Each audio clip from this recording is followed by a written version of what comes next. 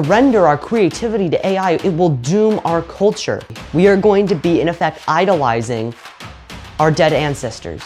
We are now trying to play God. We are actively digging our own grave by allowing AI to create for us. We have a new report via Forbes magazine that estimates that by 2030, 92 million jobs worldwide will be replaced with AI. That is coming from Future of Jobs Report 2025 from the World Economic Forum, according to Forbes magazine. In America alone, we can estimate between 10 and 15 million jobs will be replaced by AI. So the question is AI a force for good or for bad? Well, in my opinion, I believe that if we don't do something now to curve the momentum towards an AI future, it will destroy us. So really, I think this question is twofold. First, will AI replace jobs? And second, what will the consequences be if we hand over our creativity completely to AI? So first and foremost, we have to take a look at what will happen if we replace all jobs that we currently have with AI. And really, we can't replace all jobs because AI can only do mental work, can't really do physical work. Unless we create some robot that can go up and repair a roof, or that can fix your plumbing, or that can fix your car, you really won't have a physical job for AI. But AI will probably be able to replace much of the mental work in our current society. But I think that we are really looking at this with the wrong light. AI isn't going to be replacing jobs. It will instead be redistributing jobs. Because there's really no such thing as getting rid of a job entirely. Think about this. When the printing press came out, a lot of the monks that would write down the Bible got angry because they believed they were going to be put out of a job. In fact, they protested against the creation of the printing press. Quite a funny story, isn't it? Well, if we apply this to our modern view, I believe the quote comes from Henry Ford, who said, if I had listened to what the people want, I would have created a faster horse and buggy. Because we tend to put a cap on innovation when we believe it's going to get rid of jobs. Henry Hazlitt also observed this in his books, Economics in One Lesson, showing that we would rather continue perpetuating the job that a robot can do. We'd rather pay wages to a human worker than innovate and get better and better and better. So I think that at the end of the day, if we are to put a kiosk, say in a fast food restaurant, in replacement of somebody who's actually working there, that won't be an entirely bad thing because a whole new job market opens up. You'll need someone to program that kiosk. You'll need someone to deliver that kiosk, to maintenance it, to repair it. There will be an endless number of jobs associated with that one replacement. Now, it really just will be a dislocation of jobs that occurs, and I think it will occur slowly. It won't be a gradual, it will be a gradual shift, not an immediate seismic displacement in our jobs. But I think that we're really going to see a shift from white-collar jobs to blue-collar jobs, because people sitting and typing on a computer just a few years ago, just about a decade ago, we were told that the future was programming, that you need to go to college to learn to major in computer science and learn to program. But now we see AI doing that in seconds. So we're going to now see a shift towards sitting behind a computer to going out and actually making an impact in the world through labor, manual labor. So we're really just going to see a job shift. But for many people, the biggest fear with the shift to AI is a loss of creativity. But we need to understand that AI itself isn't creative. It can't create something out of its own. AI is just an algorithm at the end of the day. In fact, I really think the words AI don't mean anything because it is not artificial. Artificial is just coming up with something from nothing, which is what humans can do. Rather, AI plagiarizes, manipulates, and twists what already is and gives you what it wants to show. But I think that now if we adapt to an AI world, we are really substituting quality for quantity. We want more and more and more instead of having a better quality of what we have. Socrates feared that the creation of books would dumb people down because we're surrendering our knowledge into a book. Why study? Many people just a few decades ago feared that the internet would dumb people down. And in these two areas, they have. With the invention and creation and perpetuation of social media, it's easier just to research something than it is to memorize or to learn or to understand. Many in my generation would rather type in a prompt into AI than go through a book and read and memorize and understand. And that really needs to stop, because if we surrender our knowledge, John Adams noted that it is important to defend our knowledge, because it is that in that way that we preserve our constitutional republic.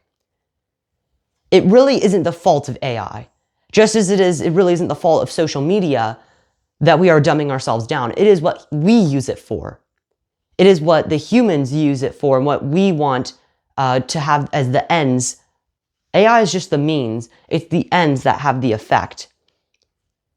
And today we are seeing an entirely new industry coming up with AI called grief tech. This is a short video that kind of encapsulates what is going to happen in just a few years. Take a look. He's getting bigger. See? Oh, honey, that's wonderful. Kicking like crazy. He's listening. Put your hand on your tummy and hum to him. You used to love that. It feels like he's dancing in there. Oh, honey. Oh. Mom, would you tell Charlie that bedtime story you always used to tell me? Once upon a time, there was a baby unicorn who didn't know he knew how to fly. This baby unicorn was like your mom because she didn't know that she knew how to fly, but she knew how to do all kinds of fabulous things. Hi, Grandma. Hey, Charlie. How was school today? It was really fun. I made this crazy shot in basketball. I don't really care that much about basketball. What about the crush? Stop. Grandma, stop talking. Just tell me one thing. Look who's gonna be a great grandmother. Oh, Charlie. Oh, congratulations. She says that he's been kicking a lot though. Like, a little too much. Tell her to put her hand on her tummy and hum to him. You loved that. You would have loved this moment. You can call anytime.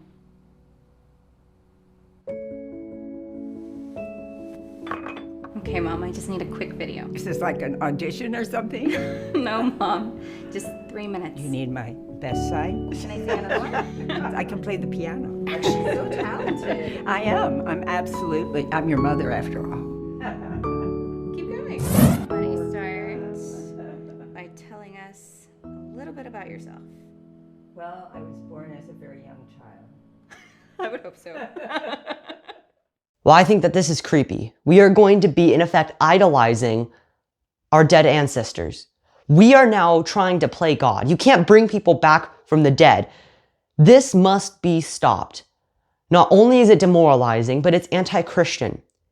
Who needs Christ when you could just have an infinite amount of your dead ancestors, where you basically have so-called eternal life in AI? And I think that this is really just an endless flow of money towards a delusion and will perpetuate denial. It is preying on those who are deeply grieving and mourning. But we can go even further. Now they want to create a chat bot that you'll be able to message and call that is your dead AI relatives. But it doesn't just create that out of nothing. It needs your personal information, your facial structure. It needs your messages, your social media, what you said, what you liked. This is creepy, and it is not right, and it will lead to idolization. I don't know if you remember the interview with Jim Acosta. He interviewed this AI image that was a victim of a shooting. It was what he supposedly would have said. And towards the end of the interview, that you could kind of feel that this AI-generated person was kind of promoting gun control. And so this is really creepy. It's really weird. I mean, if somebody doesn't like me, they can just quite easily input my voice and my face and create an AI-generated video of me saying something that I would not say. This is going to become a problem. And what else is a problem is the loss of creativity in our culture. This is a video of an AI-generated musician who topped the charts just a few days ago in an AI-generated song. Take a look. Been beat down, but I don't stay low. Got mud on my jeans, still ready to go. Every scar's a story that I survived. I've been through hell, but I'm still alive. They said, slow down, boy, don't go too fast. But I ain't never been one to live in the past. I keep moving forward, never looking back, with a worn out hat and a six-string strap. You can kick rocks if you don't like how I talk. I'm gonna keep on talking and walk my walk. Ain't changing my tone, ain't changing my song. I was born this way, been loud too long. You can hate my style, you can roll your eyes, but I ain't slowing down, I was born to rise. So kick them rocks if you don't like how I talk. I'm gonna keep on talking and walk my walk. Now, this is very bad, but ironically, it is better than a lot of the slop that comes out of our music today, but it sounds like music. And that's the worst part, is that we're surrendering our creativity. Creativity, which is really something that we hold higher than all other beasts of the earth. It is what brings us close to God. God is a creative being. That is something in us that reflects from Him. He made mankind in His image. We are able to create and innovate. AI cannot. It simply plagiarizes and kind of improves, but most of the time it doesn't. And we're surrendering what we have to an algorithm. The rise of AI happened fast. It was just a few months ago that I was looking up these videos of that AI had made and all of this music that AI was producing, and it sounded terrible. It was incoherent, it was weird, and now it's realistic. And it's hard to tell what is true from what is false. But if we surrender our creativity to AI, it will doom our culture. We are actively digging our own grave by allowing AI to create for us. We will allow an AI uprising that will just decimate our jobs, that will completely eradicate any semblance of creativity that we will have left in our culture. Freedom is so very fragile, and it takes a lot of knowledge and understanding what freedom truly is to be able to preserve it and save it. And if we just surrender all that knowledge to an algorithm that doesn't know anything, that just its whole purpose is to give pleasure and make you happy, well, what are we doing with our culture? I don't want to regulate heavily the AI sector. I believe in a laissez-faire, hands-off, government shouldn't get involved entirely. But when it comes to morality, we should legislate what happens with AI. We shouldn't be creating these disgusting videos. We shouldn't be slandering other people, supposedly creating things that they said, putting out things that they supposedly said, and it really is just AI generated. And we shouldn't be surrendering all of our creativity to AI, our art, our music, our literature, because AI can only plagiarize.